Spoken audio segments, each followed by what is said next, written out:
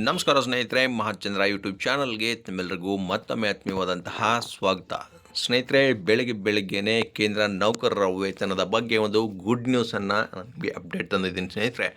ನೋಡಿ, ಕೇಂದ್ರ ಸರ್ಕಾರಿ ನೌಕರರ ವೇತನ 30-34% ಹೆಚ್ಚಳ ಆಗುವ ಸಾಧ್ಯತೆ ಈಗ ಬಹಳಷ್ಟು ಪ್ರಮಾಣದಲ್ಲಿ ಕಂಡು ಬರ್ತಾ ಇದೆ. ಇದು 8ನೇ ವೇತನ ಆಯೋಗದ ವರದಿಯ ಎಫೆಕ್ಟ್.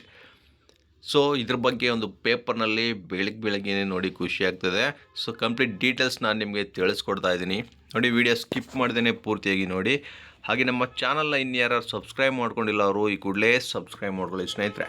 ಬನ್ನಿ ನೋಡೋಣ ಹಾಗಾದರೆ 8ನೇ ವೇತನ ಆಯೋಗದ ವರದಿ ಬಗ್ಗೆ ಏನು ಮಾಹಿತಿ ಬಂದಿದೆ ಅಂತ. ನೋಡಿ, ಪ್ರಸಕ್ತ ವರ್ಷದ ಆರಂಭದಲ್ಲಿ ರಚಿಸಲಾಗುವ 8ನೇ ವೇತನ ಆಯೋಗದ ವರದಿ ಬಂದ ಬಳಿಕ ಕೇಂದ್ರ ಸರ್ಕಾರಿ ನೌಕರರ ಮೂಲ ವೇತನ, ಭತ್ಯೆ, ಪಿಂಚಣಿ ಮತ್ತು ನಿವೃತ್ತಿ ಪ್ರಯೋಜನಗಳ ಮೇಲೆ ದೊಡ್ಡ ಪರಿಣಾಮ ಆಗಲಿದ್ದು, ಉದ್ಯೋಗಿಗಳ ವಾರ್ಷಿಕ ಆದಾಯ 30-34% ಏರಿಕೆಯಾಗುವ ಸಾಧ್ಯತೆ ಇದೆ.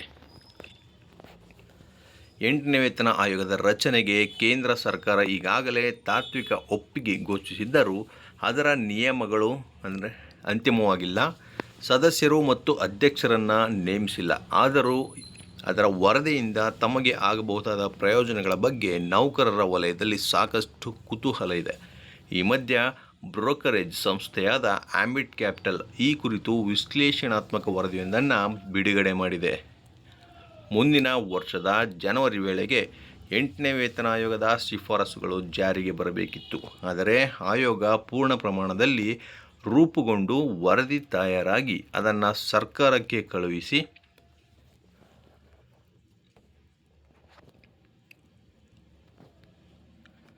ಶಿಫಾರಸುಗಳನ್ನು ಸರ್ಕಾರ ಅಂಗೀಕರಿಸಿದ ನಂತರವೇ ವೇತನ ಪರಿಷ್ಕರಣೆ ಸಾಧ್ಯ ಆಗುತ್ತೆ. ಹಾಗಾಗಿ ಇನ್ನಷ್ಟು ಕಾಲ ಕಾಯಬೇಕಾಗುತ್ತದೆ ಎಂದು ವರದಿಯಲ್ಲಿ ತಿಳಿಸಲಾಗಿದೆ.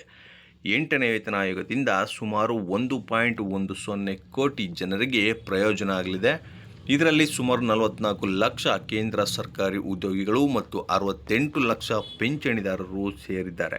ಅವರ ಮೂಲ ವೇತನ, ಭತ್ಯೆಗಳು ಮತ್ತು ನಿವೃತ್ತಿ ಪ್ರಯೋಜನಗಳು ಏರಿಕೆಯಾಗಲಿವೆ.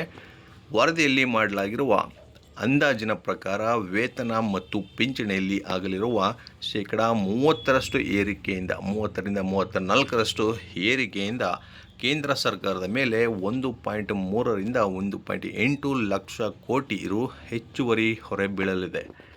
ಸೊ ಇದಿಷ್ಟು 44 ಲಕ್ಷ ಸರ್ಕಾರಿ ನೌಕರರು ಮತ್ತು 68 ಲಕ್ಷ ಪಿಂಚಣಿದಾರರಿಗೆ ಸಿಗ್ತಾ ಇರ್ತಕ್ಕಂಥ ಲಾಭ ಸ್ನೇಹಿತರೆ. 8ನೇ ವೇತನ ಆಯೋಗ ಜನವರಿ 1ರಿಂದ ಆಯೋಗ ರಚನೆ ಆಗಲಿದೆ ಮತ್ತು ಮುಂದಿನ ವರ್ಷವೇ ಈ ಆಯೋಗದ ವರದಿ ಜಾರಿಯಾಗಲಿದೆ.